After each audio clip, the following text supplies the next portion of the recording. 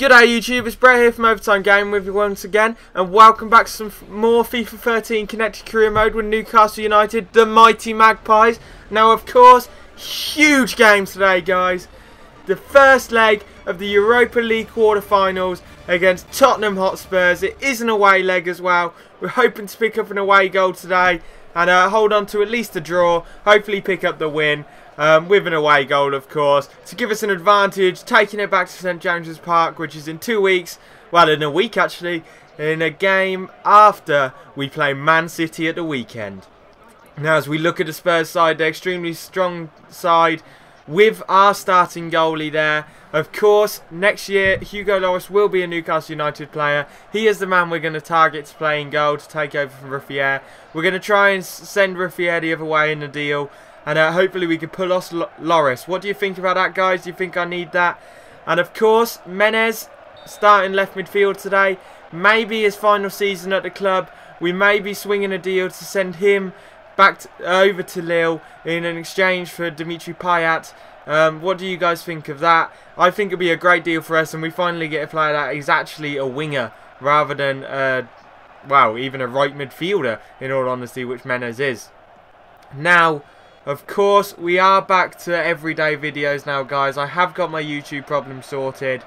It's all fine now, and we will be getting back to everyday videos with no interruption. So it's a great thing. Now, of course, today we were going to speak about the Luis Suarez stuff. We did speak about it slightly yesterday, and we're going to finish the conversation today.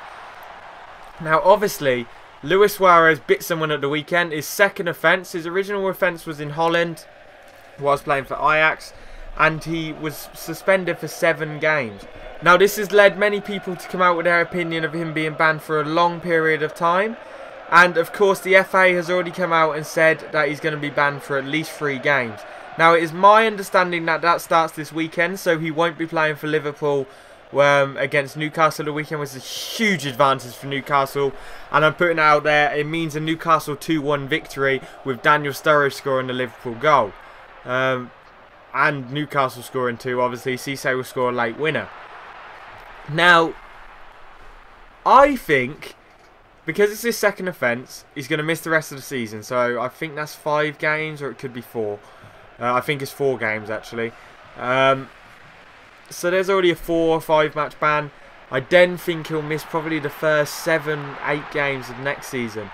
So I reckon it's probably going to be a 12 match ban, or maybe even 15.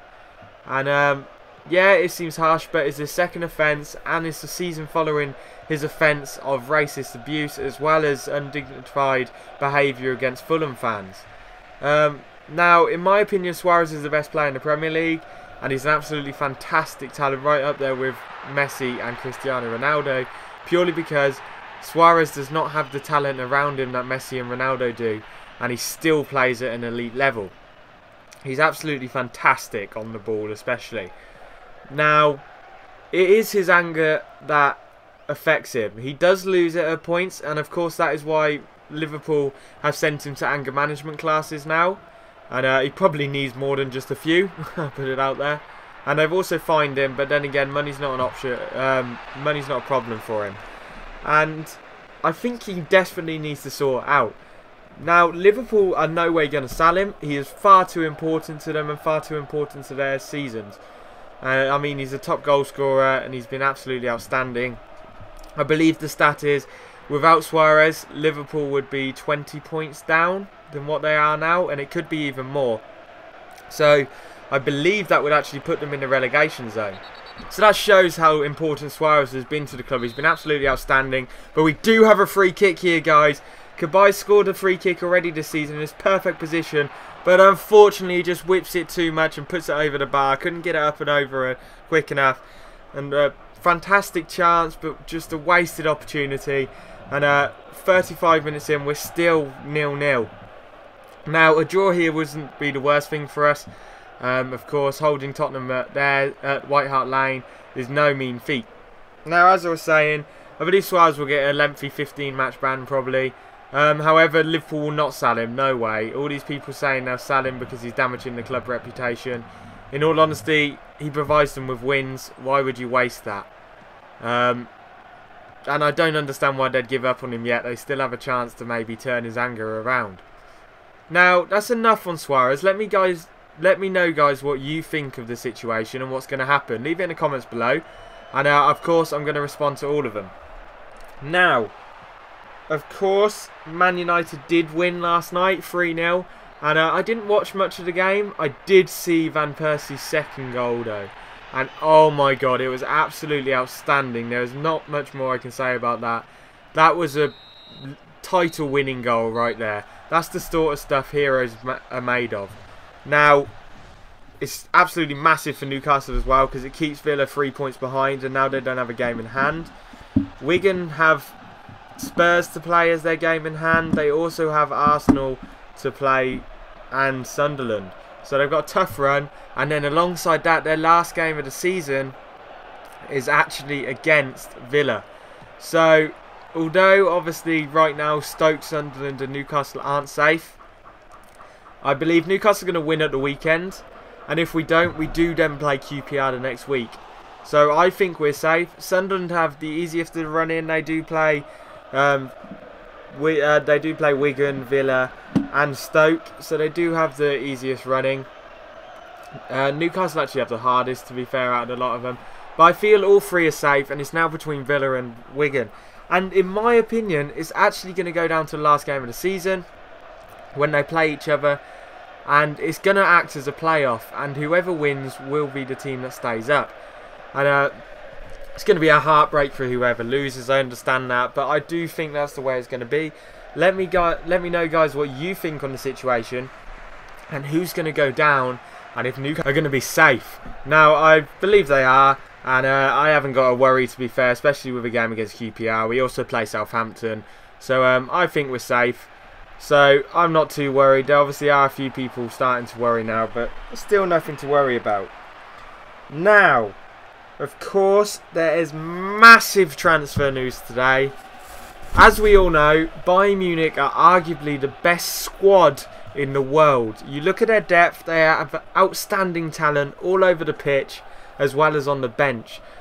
I mean, when you've got players like Gomez, who I think is a fantastic talent, Ribery, Robin, Tony Cruz, Schweinsteiger, Philip Lahm, Jerome Boateng, Badstuber, all of those sort of players, and then Neuer in goal. It's absolutely amazing, and they are so good, it is incredible.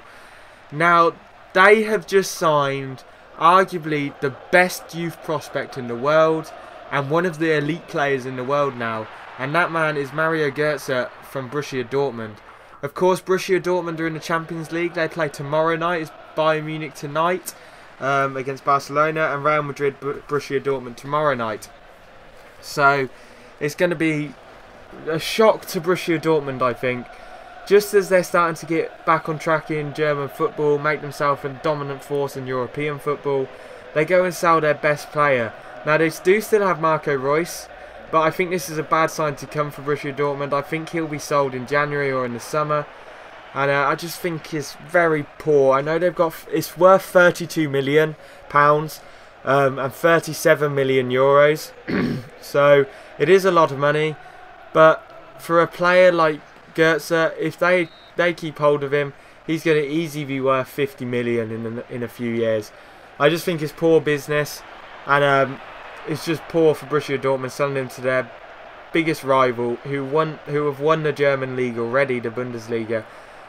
So they already have a big gap over Borussia Dortmund, and now that gap's just got wider. And now Munich's midfield is going to be crazy good, and they're going to become the dominant force in European football.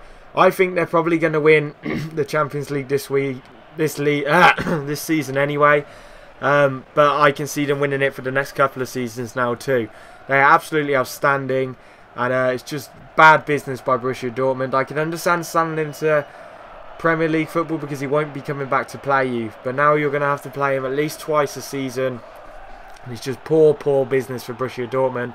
I'm sure a lot of Dortmund fans are going to be annoyed about that. And I want to know your guys' opinion on the situation. What do you think Götze should have done? What do you think Dortmund should have done? And do you think the price tag is worth it? I personally do. He's an incredible player. And Munich are definitely going to get a lot out of it.